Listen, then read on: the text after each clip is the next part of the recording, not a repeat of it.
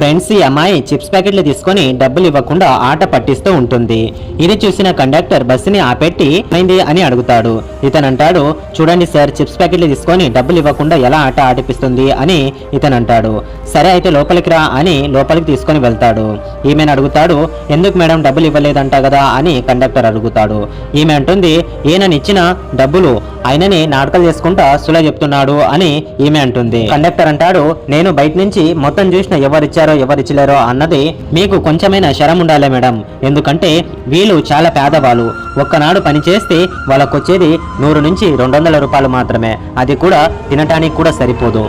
ఇంట్లో ఎన్ని మంది ఉంటారు అంటే ఇతను అంటాడు, సార్ మా పిల్లలు మరియు నా భార్య ఉంటాము సార్ అని ఇతను అంటాడు.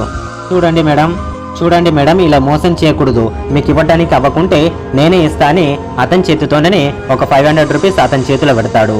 మీ పిల్లలకి ఏమైనా తీసుకొని వెళ్ళు అని కండక్టర్ చెప్తాడు. ఈ కండక్టర్ చేసిన ఒక మంచి పనికి వీడియోకి ఖచ్చితంగా అయితే